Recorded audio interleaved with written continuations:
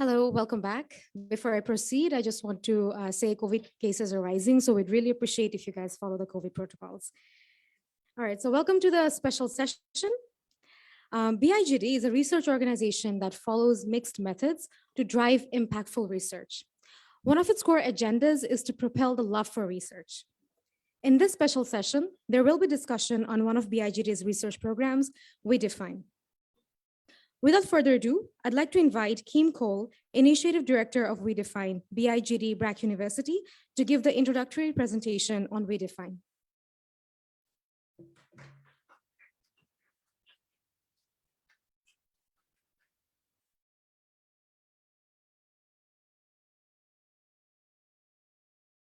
Thank you so much for the introduction. Can you hear me okay? Can't hear me. Is it better? All right. Thank you again for the introduction. It's lovely to be with you all this afternoon. And first, a big thank you to my colleagues at BIGD for organizing this conference. It's so great to be here.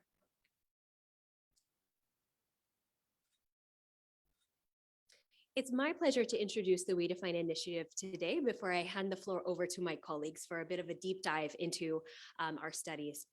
So We Define is a research initiative that's housed right here at BIGD in Dhaka. And we have an international team that's dispersed between the United States and Bangladesh.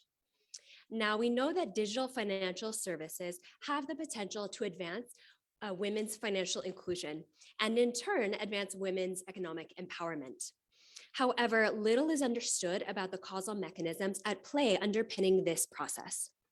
We Define was created in this context as we aim to shore up these critical gaps in the empirical record. As such, We Define commissions and supports rigorous research at the intersection of digital financial services and women's economic empowerment.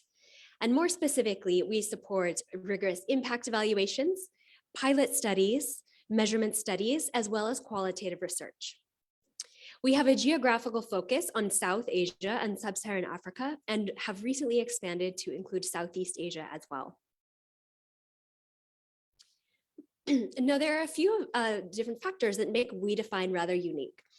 First, as I mentioned, we are based in the Global South, and one of our objectives is to seek to level the playing field for academics that are often excluded in the competitive proposal process, including academics from our countries of focus, early career academics, and female researchers.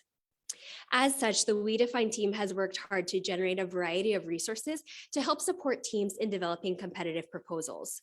This has included one-on-one and group coaching, tutorials to develop competitive budgets, as well as offering feedback to all proposals. Additionally, I'd like to emphasize that we prize mixed methods research, and we'll be hearing from our colleagues Lupita and Wahed shortly on their mixed methods approach to understanding the role of transaction costs in women's demand for digital financial services. To date, We Define has released 3 calls for proposals, and we presently support a portfolio of 12 funded studies across 7 countries. We also have 6 additional studies that are under contract presently, and we will be announcing those this summer, so please do stay tuned. We're happy to share that 2/3 of our funded studies do include a researcher from the country of focus, and 2/3 of our studies include a female researcher. Our portfolio also addresses a number of the thematic focus areas outlined in our white paper, which Munshi Bai will be presenting shortly, which include but are not limited to women's mobility, privacy, and bargaining power, to name just a few. I'll do a bit of a deep dive into one of our projects to offer a sense of our portfolio. So We Define is presently supporting a multi-arm RCT that's led by researchers at UC Davis, IFPRI, and the BOMA project in Northern Kenya. And this RCT tests whether digital asset insurance in conjunction with an ultra-poor graduation program can sustainably build and protect the assets of pastoral women that are vulnerable to climate change. Now, one very cool component of this project is that researchers have actually created a video game modeled on The Sims, a popular video game, as well as a comic book, to reframe the merits of asset insurance to speak directly to women's needs. Early results are promising. The team has just concluded inline data collection, so we'll be able to share more concrete details soon.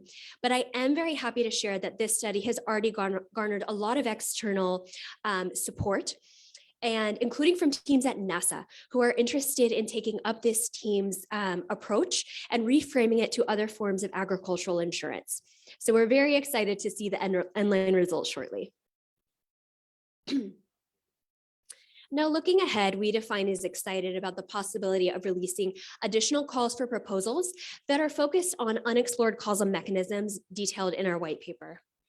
We are also looking to continue to establish best case practices for including academics from underrepresented areas, as well as identifying rigorous means of measuring women's economic empowerment. And lastly, we look forward to continue to solidifying WeDefine as a thought leader in the space of digital financial services and women's economic empowerment. We would love to engage with you. If you haven't already, please do peruse our website. We have all of our funded studies featured on our website, as well as a variety of resources aimed for both researchers and implementers. Of course, we're on social media, and you can reach us directly at our institutional email account. And finally, I'm excited to share that WeDefine will be hosting our very own dissemination event in late 2022, where we will be very excited to share some of our early results with you from our funded portfolio. Thank you so much. That's all from me for now. And we have Munshi Bai up next, who will be going into further detail about WeDefine's white paper. Thank you.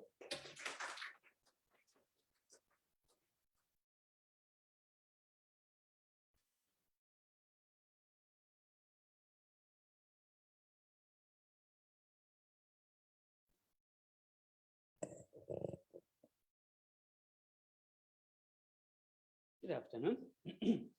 I've been talking too much, but and I'll try to make this presentation a little bit shorter than planned to save some time for everyone, so that we can have a better time with tea. So this is basically a white paper. I don't know if there is a definition of what a white paper is, but it's typically done before a research initiative starts rolling out. Right, thank you. Yes, I think I prefer this one. And we'll need help with the switch. It's on. Oh, perfect. Sorry about that. Right. So this is basically a survey of literature. It was done at the beginning of this WeDefine initiative to have a sense of what are the areas where there is enough evidence, what are the areas where we can fund research to fill in evidence gaps. And that's what it calls, what explains the impacts and what is left out to learn. And it was done with colleagues whose names are there. Now, in terms of context, I think this is a slide. So this is basically recycling the slides. I've done the same presentation several times. But I think for this particular audience, we don't need to talk so much about the context. Rapid expansion of digital financial services. We know that other people have talked about it. DFS have the potential to reach marginalized communities. There is also the fear of exclusion. So we also talked about all of those. But what in particular the WeDefine initiative is interested in is DFS can provide opportunities to advance women's economic empowerment. So it has the opportunities, but we have to realize the opportunities.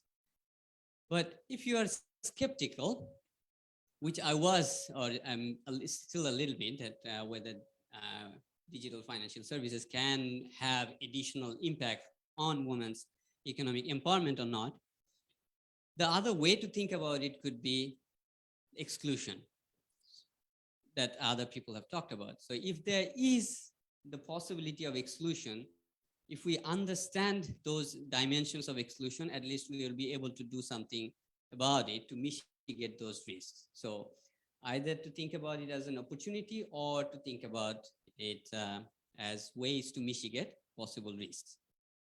So that's why I find it an interesting initiative. A little bit more about the ambition of this We Define initiative. The key ambition here is to understand the causal pathways. So it's not necessarily about finding solutions that are effective that can be scaled up. It's more academic exercise, if you like, to understand the causal pathways. Because if you want to think of a policy, typically the policy would try to do different things, address different constraints simultaneously so that we have the best impact possible. And that's how the policy interventions will work. But for We Define, the interest is to understand the causal pathways so that what we learn from there can be applied in other contexts. So it's not a bundle or package of interventions that we want to test and then that can be scaled up. It's to understand the causal mechanisms. And there is already a bunch of evidence, as we have seen as part of the white paper, that look at the impact of mobile money. When we talk about DFS, it's essentially mobile money, but it's not limited to, but in practice, it's mostly about mobile money. So there is good enough evidence that this leads to a little bit higher impact. But the evidence that is extremely limited is, does it help women more than men? Or what is the differential effect there? Does it help women less than the men? We also don't know that. So that's where we thought it will be an useful exercise. And here the key words are to look at individual level. So most of the evaluations that are done look at household level welfare, but for We Define, we want to go into the individual level outcomes. So be it women's participation in decision making, or how they are able to bargain within their households, and that can lead into how different household level outcomes. Now, when we're talking about causal pathways, we had to conceptualize a few causal pathways because DFS can affect individual in very many ways, but it becomes very difficult if we want to talk about all of them individually. So we try to come up with a few categories. And as we try to do that, we realized to look at individual level outcomes before we go to women's economic empowerment and household level welfare, we need to think of women's participation in the decision making. And that's where we sort of labeled two broad ways. One is DFS can change women's bargaining power. So this comes from bargaining theory, intra-household bargaining theories. And the second one is woman is able to enact her preferences. So this is based on the work from Naila Kabir's work. And to influence these two, we broadly categorized three channels. So one is reducing gender bias in access.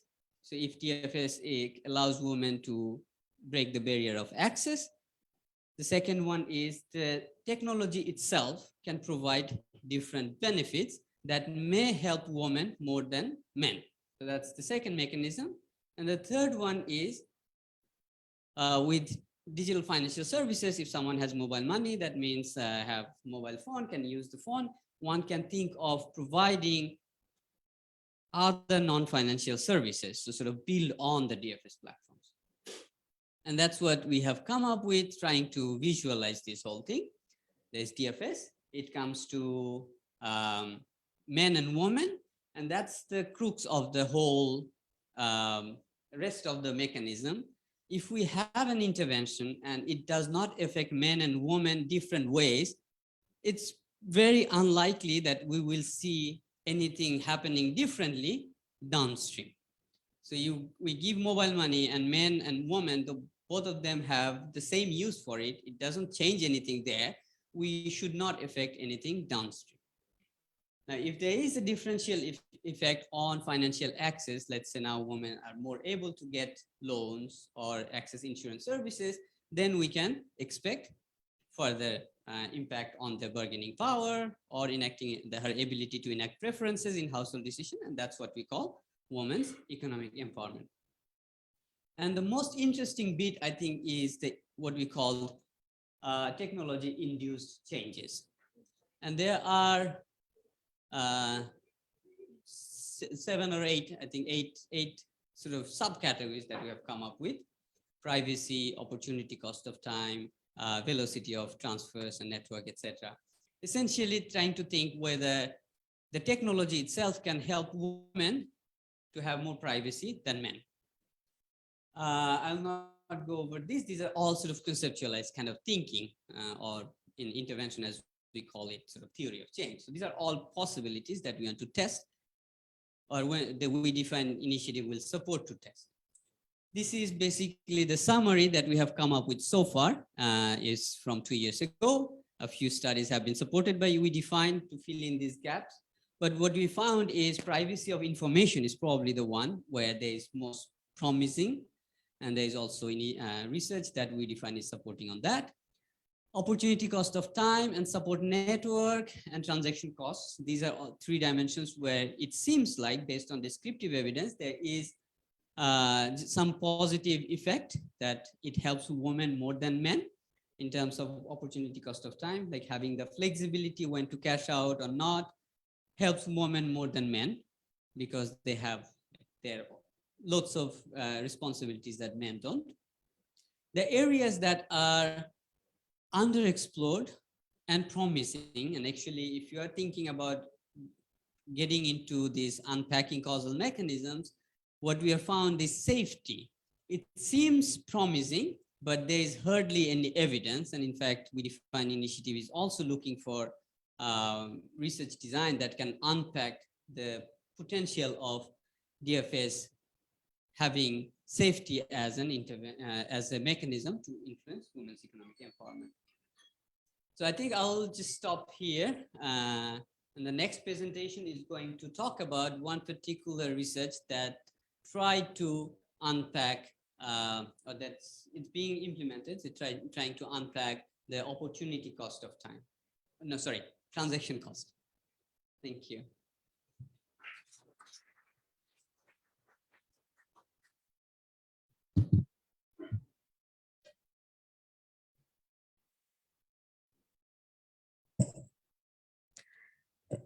Thank you, Ms. Kim Cole, for the introduction, and Dr. Munsha Sulaiman for your insights. I'd really appreciate if you guys can take your seats on the stage. It would be easier to conduct the question and answer session. I'd also like to invite Ms. Lupita Hawk, Research Fellow, BIGD Brack University, to share the stage with them.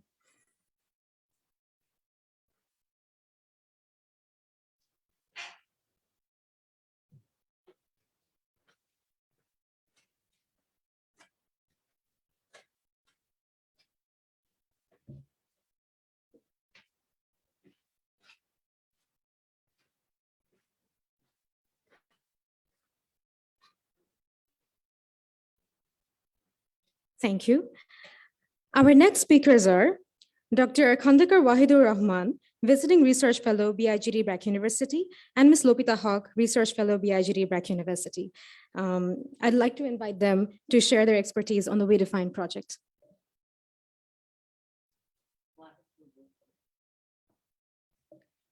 Dr. Rahman will go first. He's joining via Zoom.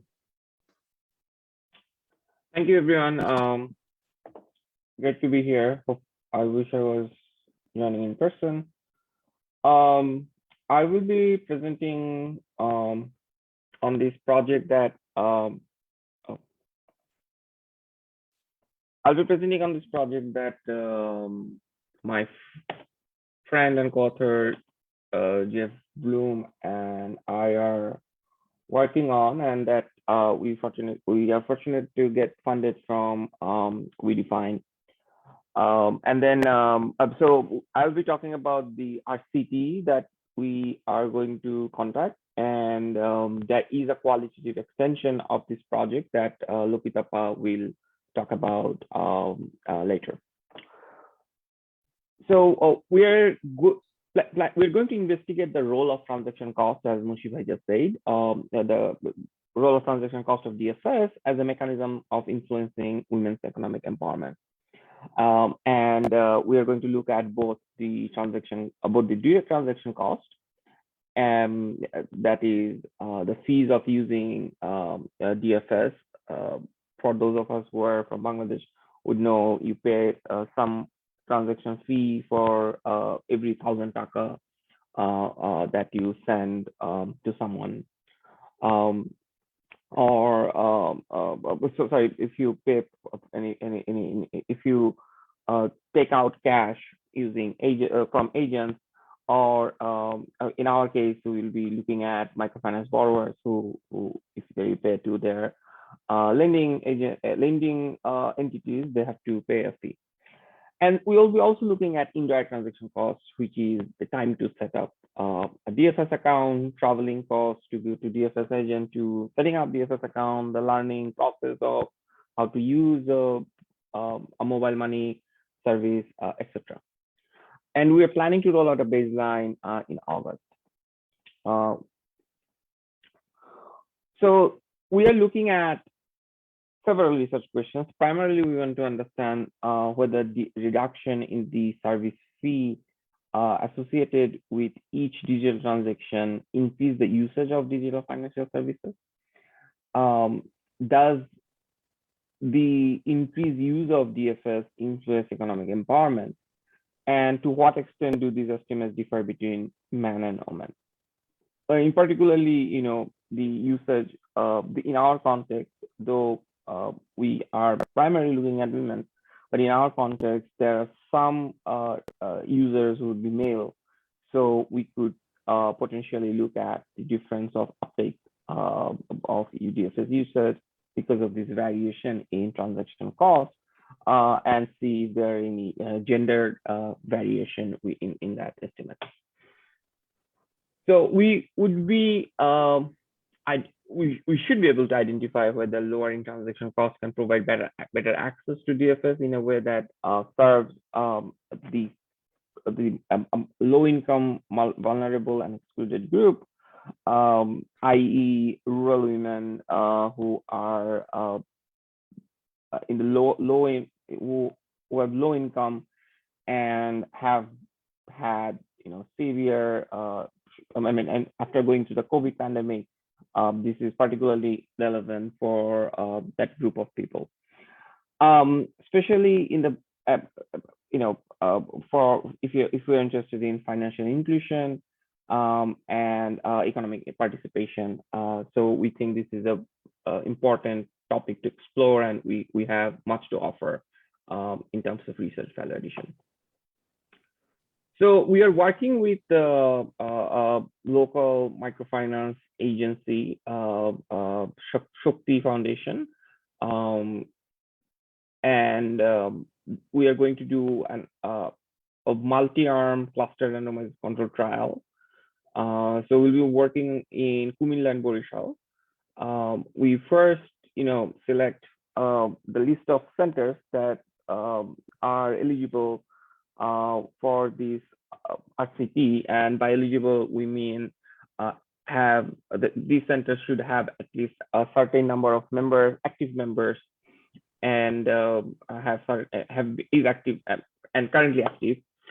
And then we'll draw the sample pool, and from there we'll separate them into 5 different study groups. So we have 100 control centers where things will go as usual. Then we have 4 different study arms, and these different study arms have different type of things that we'll be offering. So the first treatment group, we will assist all members in those treatment centers. In the centers of those in that treatment group, we'll provide assistance in opening mobile money account with guidance on how to use mobile money. And that's the only thing we'll do. We will not help them on terms of any subsidy to use mobile money account. In the second treatment group, we will not be offering any help to open mobile money account or guidance on how to use mobile money account, but we will provide 50% subsidy on the service fee as a cashback. So if they repay Shakti, 1,000 taka, the standard fee is they will pay 10 taka for that 1,000 taka fee, 1,000 taka transaction, 10 taka fee for that 1,000 taka transaction. We will give them 5 taka cash back immediately. So effectively, they have a 50% subsidy on that transaction. So this is what we see as the reduction in direct transaction cost, while in treatment arm 1, by assisting them opening a mobile money account and guidance on how to use mobile money, we are helping them by reducing the indirect transaction cost, but there is no reduction in the direct transaction cost. In treatment arm 3, we combine these two approaches. So we provide both the assistance of opening mobile money account and helping them learn how to use that, and we provide a 50% subsidy. So it's a combination of direct reduction in direct and indirect transaction costs. Treatment arm 4 is an improvement from treatment arm 3, where we provide them 100% subsidy. And as I said, in the control group, business will be as usual. If a member wants to use mobile money to repair the, they can do that, but they have to pick it up on their own volition, and there would be no subsidization in the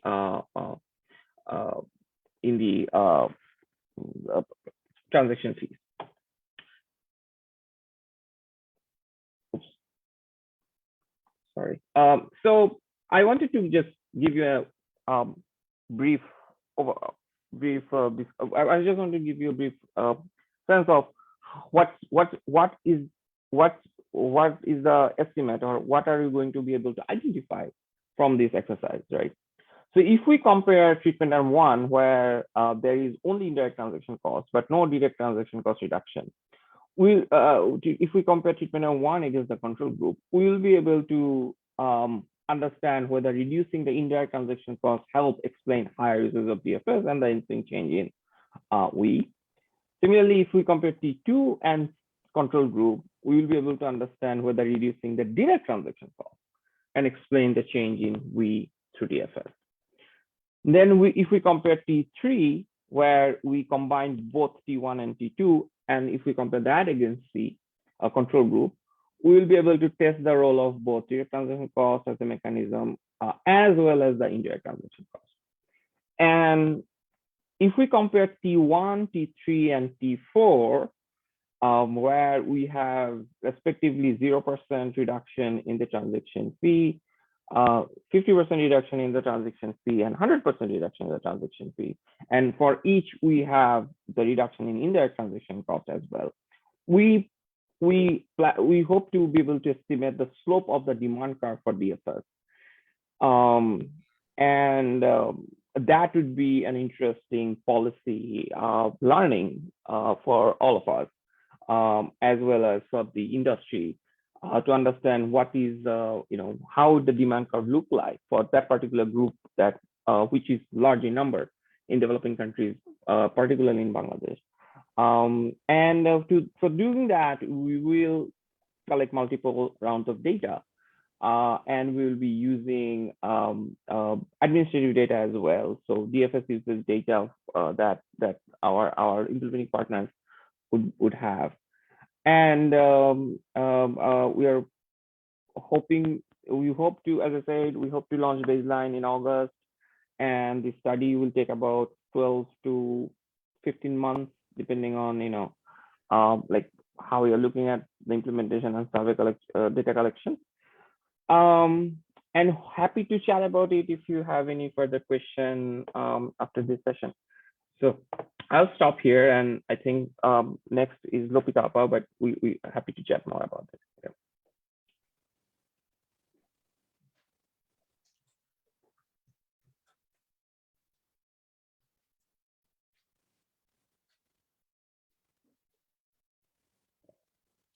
Hello.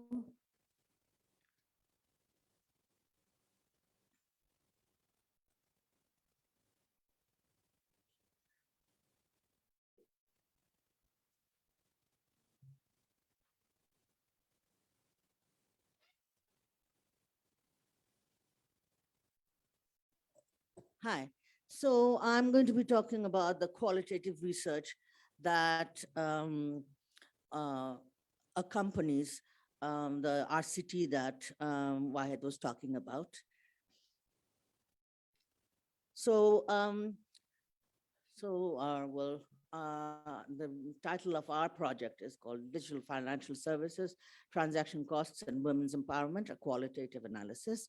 And Naila Kabir from London School of Economics has basically conceptualized the qualitative research and designed it, and she will help us lead the research in Bangladesh. So our research objective, it is to see whether a digital financial service which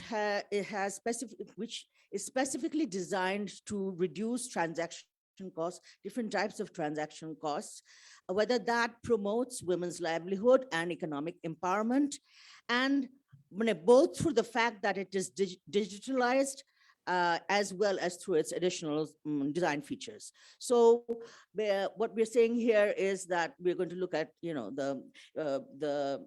the intervention in all its different forms and see whether digitalization itself, so digitalized financial services as opposed to traditional or conventional regular financial services, how whether digitalization itself has an effect, and also whether each of the design specifics that Wahed has mentioned in the different treatment arms, whether those have any separate effects. So the question we are asking is, to what extent is the promise of the intervention to promote women's livelihood and empowerment borne out in practice? So what are they claiming? What is the intervention claiming to do? What did the RCT find? And okay, so I have 2 minutes, so I'll go through it very fast. So we're going to do this through qualitative research methods, which will allow us to dig into the causal mechanisms. Remember, it's all about trying to find out the causal mechanisms. So we're going to dig into the causal mechanisms through which the impacts are materialized. And secondly, we will assess not only the impacts that have been captured by the RCT, but also impacts that the respondents attribute to the intervention, but the intervention design is not designed to capture those changes. So framework of analysis, it's very important for a mixed method research to have continuity between the two research components. So we are ensuring the conceptual continuity by using a common framework of Kabir's gender, livelihoods, and capabilities framework, which is also used in the ProVIA index, the index that the RCT is going to use. And we can talk about that more later. And also we are ensuring the empirical continuity by selecting the same respondents as those who were in the RCT study. And we're going to do the study through a method of process tracing, which will identify critical stages of the implementation, the take-up, and the utilization of the financial services. And we will analyze the impacts will be conceptualized in terms of women's practical capabilities, that is their ability to use the services productively, and also the strategic capabilities, that is their voice and their agency within the household, in the community, and in their resources as well, any changes in those. So research design is based, to start the qualitative research, we will actually have to wait for the RCT to be over. And I think approximately 2 months after the completion of the end-line survey, we will get background data, which will give us, say, household size. That'll tell us about the livelihood portfolios, what women had at the beginning of, at the baseline survey, what women had at the end-line survey, as well as the impacts, whether there were very strong impacts or weak impacts. So with that kind of data, we will actually select women, 10 women from each of the treatment arms, that's four treatment arms, and 10 women from the the control arm, and so that we can study the impact of the specific design features and simply the increase in access to financial services as well. And in the selection of the women, we will consult with both the RCT team as well as the Shokti Foundation team to select women purposefully in order to compare women with the strongest impacts and the weakest impacts, and also on the digital financial services with other financial services. So, for example, if we will select women who have done incredibly well with the services that they have got, whichever treatment arm they belong to, with those where we didn't see much change in their livelihoods or in the capabilities. And the intention is to look deeply into their what they did, how they got it, what was good for them, what did it change in their lives, what did it change in their behavior or in their work, and how did that come about? Because as we said again and again, and Munshi, as Munshi mentioned in the white paper, that we're trying to dig deeper into causal mechanisms. And of course, by comparing women with the treatment arm and women with in the control group, we will be able to look at digital financial services as compared to, say, other services that the women in the control group might be availing, other financial services that they might be availing. In each place, in each site, we will also hold 2 FGDs with men and women separately in order to understand the effect of digital financial service in that location. But we will also do an opportunity mapping exercise in each study site, which will give us an idea of the kind of institutions in that area, the kind of, say, microfinance institutions that are available, the kind of wage employment opportunities that are available, as well as gender norms that are that sort of govern what women can or cannot do in that area, in order to be able to build, hopefully, a very insightful look into DFS and its effect on women's empowerment. Thank you very much.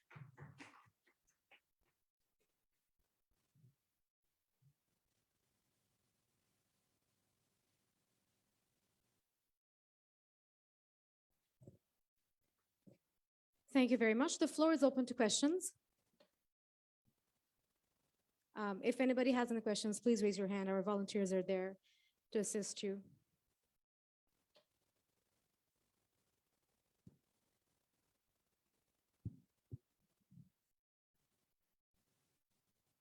Thank you. Thank you very much.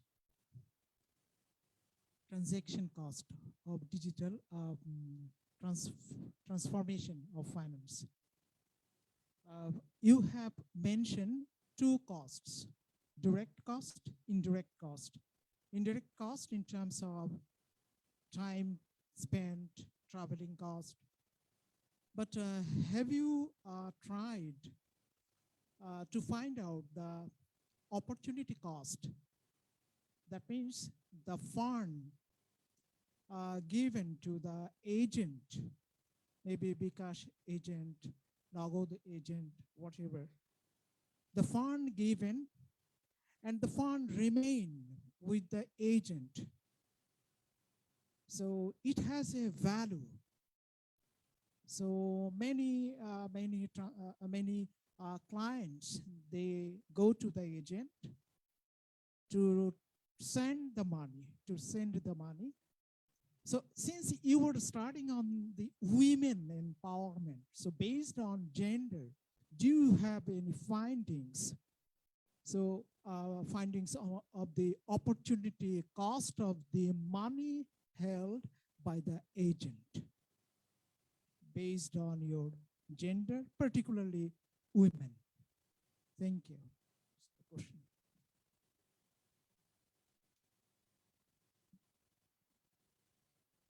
Who wants to take this? Wahed? Sure. So a couple of things I guess I should clarify here. So we are not unfortunately looking at that particular question. We are neither looking at the opportunity cost of fund or not that our study is focused on the agents. So unfortunately, that's not within the scope of our study. And just wanted to also clarify, like we haven't have any findings yet. So our baseline starts hopefully in a month or two. So we don't have any finding, but even if we had, that's not within what we are studying. But I think that's a very interesting and important question to ask in a different study. Maybe I can chip in quickly here. So the opportunity cost that you're talking about, so you're thinking about it from the mobile money agent's perspective. It's a huge amount of money. Let's say if we take the example of Bikash, Bikash is the sister concern of Bragg, directly of Bragg Bank. So sometimes physically, a fight also takes place between bank and the Bikash agency, because at the end of the day, Bikash goes to the bank branch to deposit the cash money. So at least one night or 2 nights, whatever. It's a huge pool of money, huge pool of money. Right. If you do not make any studies, but it can be a good field of study. And it may be a very niche study based on the women. Right. I just wanted to clarify that in the causal mechanisms or pathways that we have identified based on existing evidence and sort of our conceptual thinking, there is a different channel that we talk about, which is opportunity cost of time to men versus women. And the idea there is the flexibility that mobile money offers for women to take it out whenever they need is going to help more than women. And what you're also talking about is from the agent's perspective, the time value of money. They're holding on to cash for certain amount of time. It'll depend on if they're able to use it for other purposes, they give it out as a loan, and that always has a risk and sort of reward element to it. So that's a sort of a business within a business. But yeah, maybe that's an interesting thing to look at. And direct cost, which is now even taken by the agent, still it is high in comparison with the conventional banking. Per thousand, probably it is 20 taka per thousand. It's not a good, so less amount, it's a good amount, very good amount. If it is the 1,020 taka, in that case, if it is 1 lakh taka, 1 lakh taka, in that case, it becomes a huge amount. 10 lakhs, bigger amount. So truly transaction cost, direct cost, still direct cost is not less still. So focusing on women, it can be reduced if we look at the social empowerment of the women. Thank you.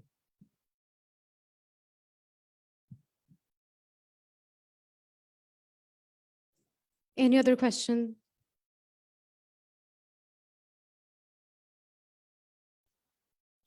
All right.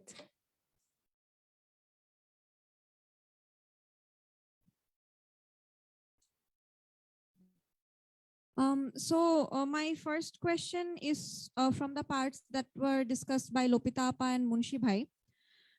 Just for the sake of my own, I guess, human capital increasing, I'm really interested in knowing what kind of questions are usually asked in researches that try to understand impact on decision making or impact on voice for both qualitative and quantitative. And my second question is for the presentation that Wahed Bhaiya made. So I want to know, who are these women that are being given this intervention? I mean, are there any eligibility criteria, or are they urban women? What income group are they from?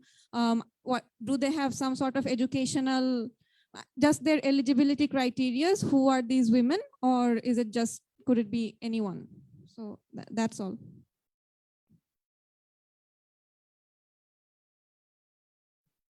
maybe I can quickly respond on the measurement side.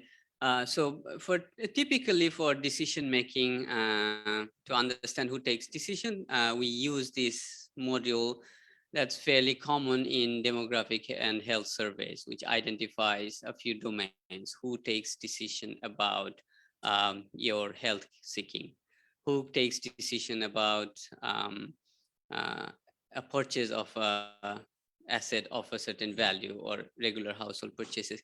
So that's the most common way we try to understand decision making or women's participation in decision making. But as we talked about NLP yesterday, these are all sort of potential other ways that we can improve on our measurement, because when we ask these questions, typically the answer options are it's my partner or husband, me, we do take it jointly. Now, you usually find a lot of the responses are jointly. Now, what does this jointly mean? That's something we are not able to sort of distinguish from the typical surveys, and maybe the analysis of speech signal, what exact phrases they use, can give us a more insight of those. And actually, these are part of We Define initiative agenda to improve measurements, as Kim was talking about earlier.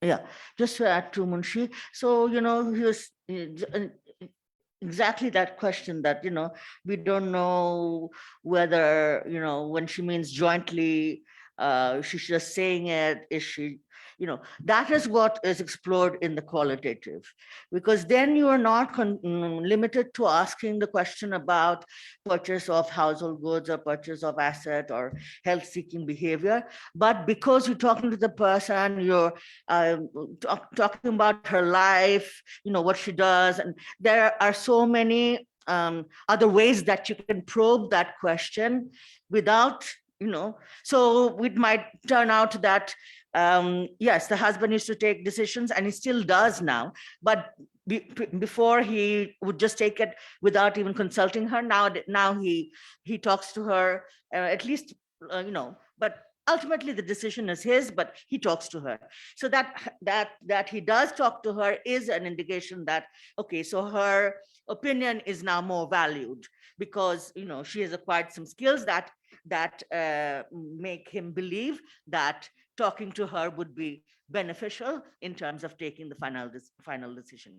So yeah, so that's how we would like to substantiate and sort of like explore the quant results. That's why we need the quant results, and we want to purposefully pick cases where we can explore these in depth. It's not like, in the random, there's no point in doing random selection, but we are going to select it very purposefully so that we can. And so, like, in terms of the weakest impacts, where is the weak link? If there's if the woman doesn't, in the RCT, the year doesn't come up, it doesn't show up any kind of impact.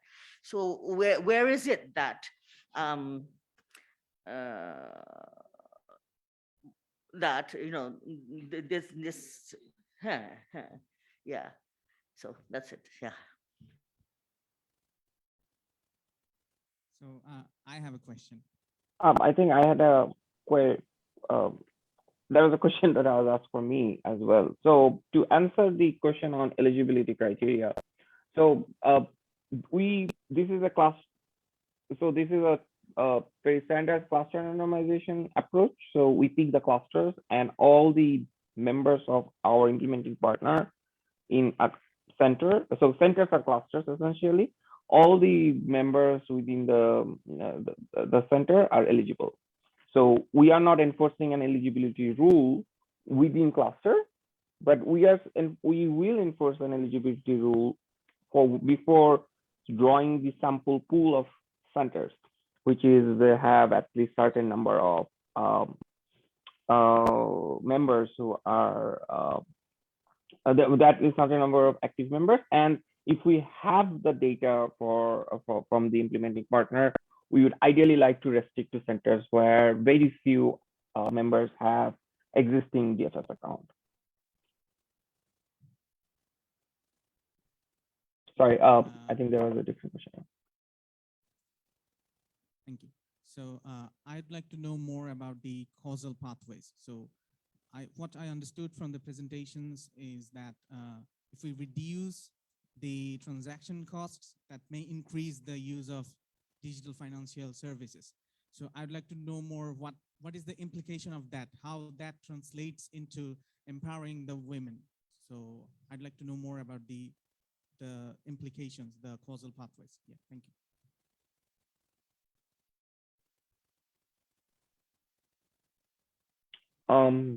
I guess I can answer that. I mean, take a stab at answering that. So yes, the theory of change we have is that reduction in the transaction cost would increase usage of DFS. And if we see that there is a linkage, there is a change in the women economic empowerment across these treatment groups, we can either sort to some sort of mediation analysis, or even look at some IV instrumental variable approach kind of analysis. We can try to argue that this change in women's economic empowerment is because of the change in DFS usage that is driven by the reduction in transaction cost. So that is the essence of the causal mechanism that we are trying to explore, unpack here. Of course, we may find that there is a change in DFS usage, but there is no change in women's economic empowerment. That's entirely possible. Yeah.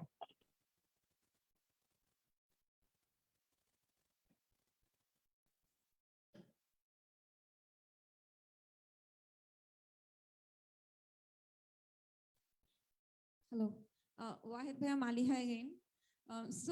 Back to the eligibility question.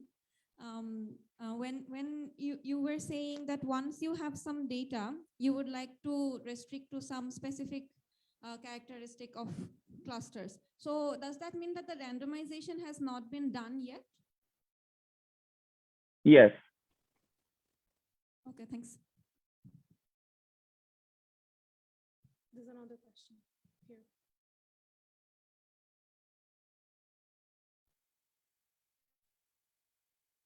Hello, good afternoon. My name is Tarnum Sahar. I'm interested to know more about if there is any aspect of co-creation in this study. So whenever we ask a question and we create questions, the person who creates it, in this case researchers, could have a bias and could, define and direct the, wait, can you hear me okay? Could define and direct how, in which direction the research is going to go and how the outcomes will be shaped. So I'm interested in knowing if there was any involvement maybe with the women or the community in coming up with how to define empowerment, how to define the questions that need to be asked and the questions that need to be answered.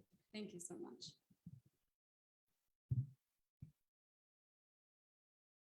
I don't think that the RCT instrument will be developed talking with the women. I don't think so. I think we will be using, I don't know why I'm talking, I speak for you. We'll be using standardized measures that, but of course that will come out we'll be able to explore whether the women feel empowered or what it means to them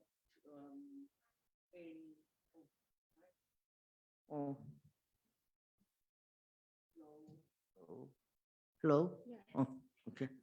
Yeah, so that can be explored qualitatively, but and in the qualitative one, there won't be any question saying, what do you mean by empowerment, or are you empowered? That is definitely not going to be part of the questions. The questions will very much be about the woman's work history, basically, what she used to do, how she used to do things, and then this financial services coming up. And then, and we'll still be looking at,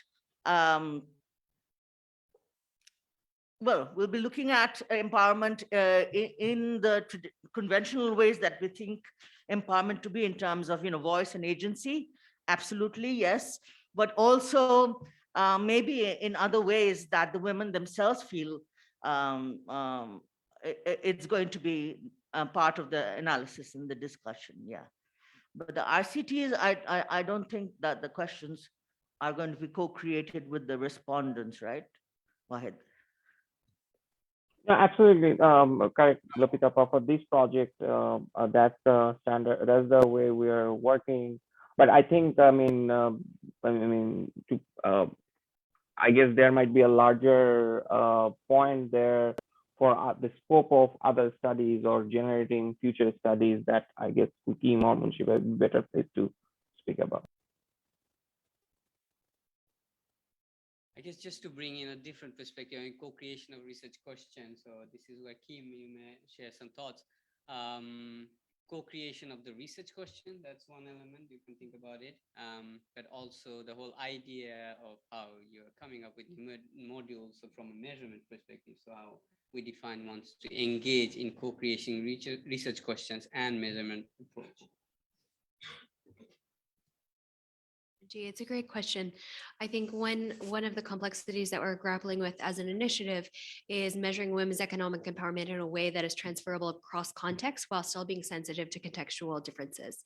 And that is something that we are really eager to explore in research that we are commissioning. So I think I bump it back to the researchers themselves and say we have a keen interest in iterating and exploring in this in the area of measurement and making sure that there's a fine balance between localization and consistency across contexts. Thank you. If there is no other question, I think we can wrap this session.